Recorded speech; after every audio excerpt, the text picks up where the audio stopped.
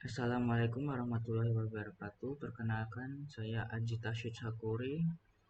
Kemudian kedua teman saya yaitu Agung Dwi Nugroho dan Selvi Aprilia Dea Kumala. Kami dari kelompok 17. Di sini kami akan mempresentasikan tentang hasil diskusi kami yaitu tentang migrain. Kami mendapatkan kasus 5 yaitu migrain. Seorang pasien perempuan berusia 35 tahun, berat badan 68 kg, tinggi badan 159 cm, datang ke RS mengeluhkan nyeri kepala dan berdenyut-denyut di bagian kiri dirasakan sejak 3 hari yang lalu. Sakit kepala dirasakan menusuk-nusuk, kadang kepala juga terasa seperti kencang, seperti terhimpit sesuatu yang berat. Tidak ada rasa pusing berputar. Saat dilakukan anamnesis oleh dokter, diperoleh skala visual analog scale 4/10.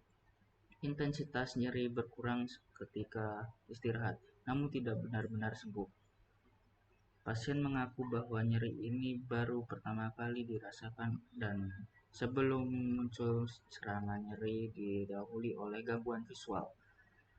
Saat nyeri kepala menyerang, pasien mengonsumsi ibuprofen, namun nyeri tidak menghilang. Oleh dokter didiagnosis migrain. Dan hasil wawancara pasien, keseharian pasien mengatur bisnis online produk kosmetik. Terkadang lupa makan. Riwayat penggunaan obat yaitu pil oral kontrasepsi sejak 2 tahun terakhir. Orang tua pasien memiliki penyakit diabetes mellitus. Kemudian hasil pengecekan data vital diketahui tekanan darah 120/90 mmHg, denyut nadi 80 kali per menit, kemudian suhu 36,7 derajat Celcius, visual analog scale 4/10, dan hasil pemeriksaan CT scan yaitu normal. Pada kasus tersebut, kami simpulkan bahwa kasus subjektifnya yaitu mengeluhkan nyeri kepala dan berdenyut-denyut di bagian kiri sudah dirasakan 3 hari lalu. Sakit kepala seperti menusuk-nusuk, kadang juga terasa kencang seperti terhimpit sesuatu yang berat. Kemudian pada kasus objektifnya yaitu saat dilakukan anamnesis oleh dokter, diperoleh skala visual analog scale 4/10, kemudian tekanan darah 120/90 mmHg, kemudian denyut nadi 80 kali per menit, suhu 36,7 derajat Celcius.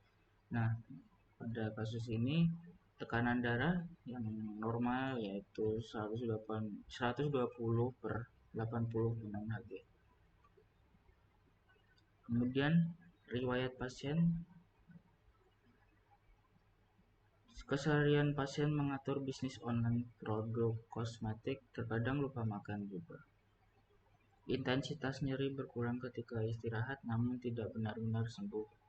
Dan yang terakhir, pasien mengaku bahwa nyeri ini baru pertama kali dirasakan dan sebelum muncul serangan nyeri didahului oleh gangguan visual. Kemudian riwayat pengobatan sebelumnya, pasien mengonsumsi ibuprofen, kemudian pil oral kontrasepsi sejak 2 tahun terakhir. Kemudian riwayat penyakit keluarga. Orang tua pasien memiliki penyakit diabetes mellitus. Selanjutnya akan dijabarkan oleh Agung Dwi Nugroho.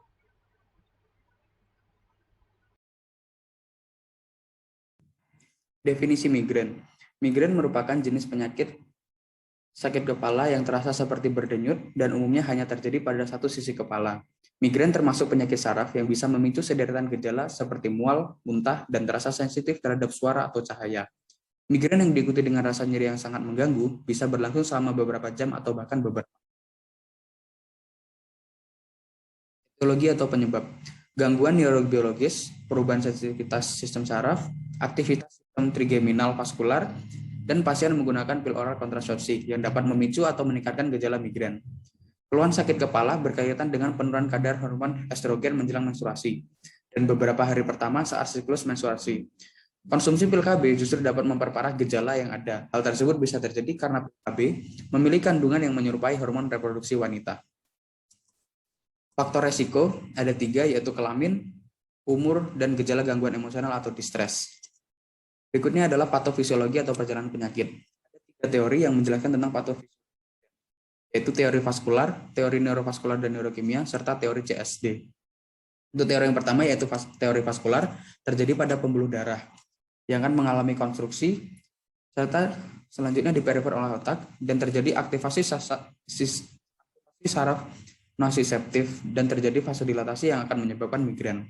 Teori yang kedua yaitu teori neurovaskular dan neurokimia yang terjadi di nervus trigeminus yang akan menyebabkan CGRP besar yang selanjutnya akan divasodilatasi oleh pembuluh darah dan akan menyebabkan migrain. Teori yang ketiga yaitu teori CSD, dieksitasi neuron yang akan berubah menjadi substansi anigra yang akan menyebar menjadi gelombang supresi neuron dan diubah menjadi irama vasodilatasi yang selanjutnya akan terjadi vasokonstruksi yang akan menyebabkan migrain. Berikutnya adalah algoritma migrain. Yang pertama adalah mendiagnosis adanya migrain pada pasien. Setelah didiagnosis adanya migrain pada pasien tersebut, maka pasien tersebut akan diberikan edukasi berupa kesehatan umum dan juga diberikan saran untuk menghindari faktor penyebab migrain. Setelah diberikan arahan tersebut, maka yang selanjutnya dilakukan adalah menilai apa sakit yang dirasakan oleh pasien. Setelah adanya penilaian terhadap sakit yang dialami pasien, akan ada 2 kemungkinan, yaitu mempertimbangkan untuk melakukan farmakoterapi profilaksis, dan juga yang kedua adalah jika pasien mengalami mual atau muntah, maka akan diberikan obat antiemetik atau anti muntah. Dan juga dipertimbangkan untuk penggunaan formulasi berupa supositoria, parenteral, dan intranasal. Setelah dilakukan treatment tersebut, maka yang dilakukan selanjutnya adalah memberikan obat yang untuk menurunkan gejala migrain dari pasien tersebut. Ada 2 pertimbangan, yaitu yang pertama adalah migrain ringan sampai sedang dan juga gejala berat. Untuk gejala ringan sampai sedang akan diberikan analgesik berupa acetaminophen atau golongan NSAID berupa aspirin, ibuprofen, atau naproxen. Tetapi karena dalam kasus ini pasien tersebut sudah mengonsumsi ibuprofen tetapi tidak berkurang, maka yang selanjutnya adalah memberikan kombinasi berupa analgetik, acetaminophen, aspirin, atau kafein.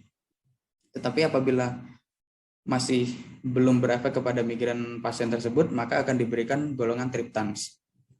Dan yang kedua adalah untuk gejala berat, maka akan langsung diberikan obat golongan dihidroergotamin atau ergotamin tartrat. Apabila penggunaan triptan ataupun ergotamin tartrat ini tidak memberikan efek yang signifikan terhadap migrain, maka untuk solusi terakhir adalah memberikan kombinasi kedua golongan obat tersebut, yaitu golongan triptan dan juga ergotamin.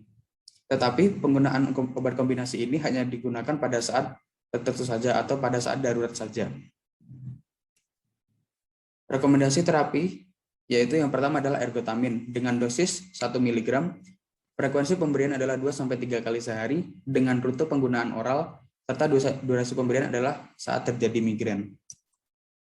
Mekanisme obat ergotamin yaitu adalah ergotamin menyebabkan penyempitan pembuluh darah di sekitar otak dengan kepala. Dengan demikian, rasa nyeri kepala akibat denyutan pembuluh darah akan berkurang. Selain itu, ergotamin juga bekerja dengan menghambat pengeluaran zat yang menghasilkan nyeri pada saraf di sekitar kepala.